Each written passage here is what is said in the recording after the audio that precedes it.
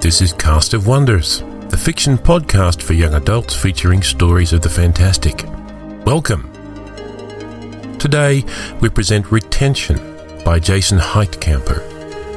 Jason is a student writer attending St. Petersburg College, where he participates in creative and film writing classes in pursuit of a bachelor's degree in comparative literature. This is Jason's first publishing credit. We're very pleased for him and hope you enjoy the story as much as we do. Well done, Jason. And now we've a tale to tell.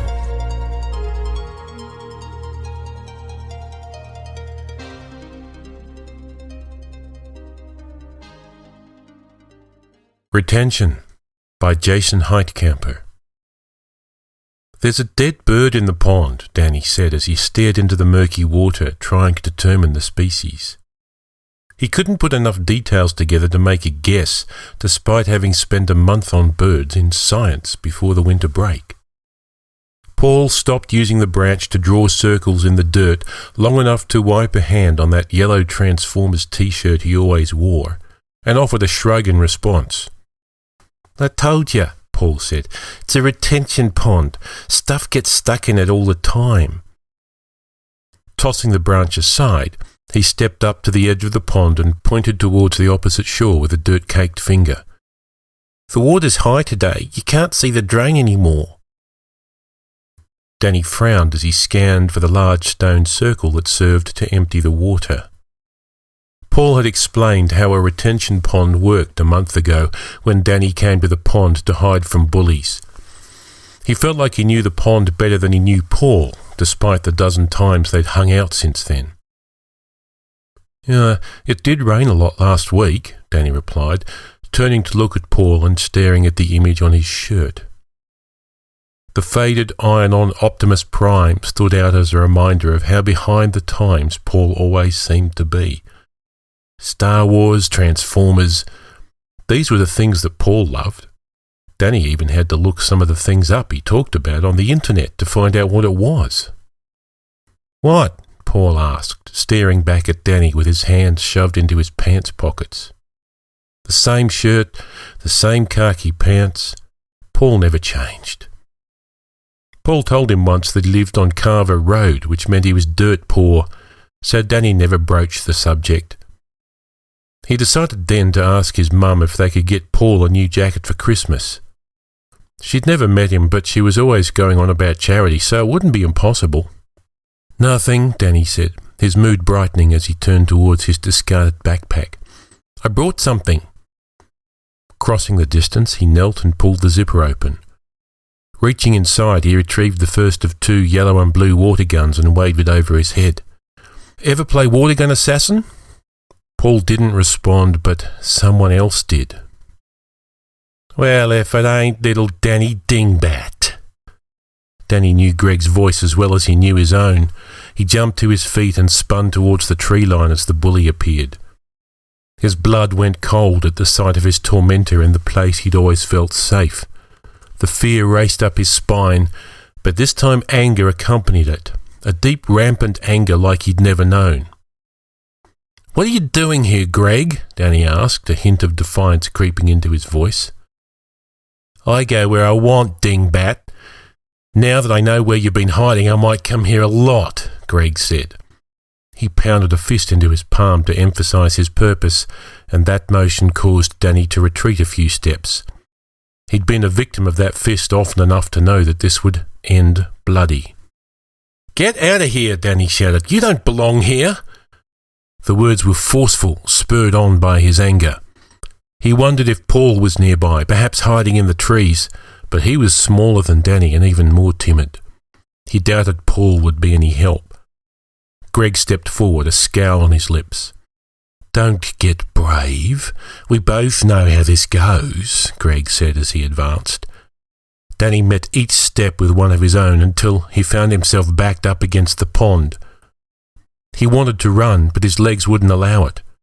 Greg loomed over him, casting an angular shadow across the dirt, and Danny felt the anger push his fear aside. He swung upwards with the water gun, putting all his weight into it. The plastic caught Greg in the nose and the bully howled in pain. Danny dropped the toy, his arm numb from the impact. Blood seeped down Greg's lip as he pulled his hand back from his nose. "You jerk! I'm going to break something today," Greg said. With those words, the fear overtook Danny, memories of his last broken bone rising to the surface. Greg's fist caught him in the stomach, doubling him over. He gasped for breath as Greg took hold of his shoulder and reared back for a second punch. With no escape, Danny let his legs go limp and dropped his weight to the ground. Greg's swing went high and sent him sprawling forward, feet catching on Danny's outstretched limbs. The bully continued forward, spilling head first into the brackish water of the pond. Danny rolled onto his stomach, labouring to his knees. Greg surfaced, splashing for a moment before getting his footing. The water of the pond, shallow at the edges, rose to Greg's waist as he stood. His face twisted into a scowl as he struggled back towards the bank, spitting water with each step. Danny sputtered an apology as he rose to his feet, ready to break into a run. Then a hand rose from the water and latched onto Greg's arm. He shrieked, a shrill cry of shock, and began to pull against it. An arm followed, then the boy it belonged to broke the surface and Danny's heart skipped a beat. Brown algae hung from Paul's blonde hair, dangling across his face. The T-shirt was dotted with mud and hung heavy with the water that soaked it. His skin was pale, bordering on translucent, and his eyes were wild like the crazy men in slasher movies. Greg pulled again, but Paul wouldn't let go. He wrapped an arm around the bully's throat, the terrified screams muted in Danny's ears. For a moment it seemed like they were dancing. Then Paul's lips pulled back in a rotten-toothed sneer, and he pushed himself against Greg, bearing him down. Danny watched the boys disappear beneath the surface, then broke into a run towards the street. They found Greg's body later that night after Danny lied to his mum about it being an accident. The city closed off the pond with a fence and posted no trespassing signs. The news reported it as the second drowning in that pond in 20 years, and Danny didn't need to see the picture of the first victim to know who it was. Eventually, people moved on. He waited a month before he returned to the pond, but he couldn't make himself climb the fence. He watched from the tree line, but that was close enough to see them. Paul and Greg stood on the shore, speaking in words far too soft for him to hear. They caught sight of him and waved, each watching him with empty eyes, but Danny couldn't bear to wave back. He walked away from the pond for the last time that day, but he would always remember Paul's words. It's a retention pond. Stuff gets stuck in it all the time.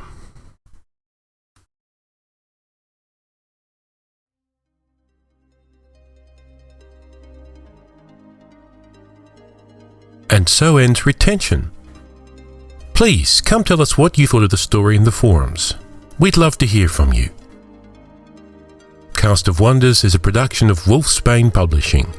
The editor is Barry J. Northern. The audio producer and host is Graham Dunlop. It's released under a Creative Commons Attribution Non-Commercial No Derivatives license. Share it but don't change or sell it.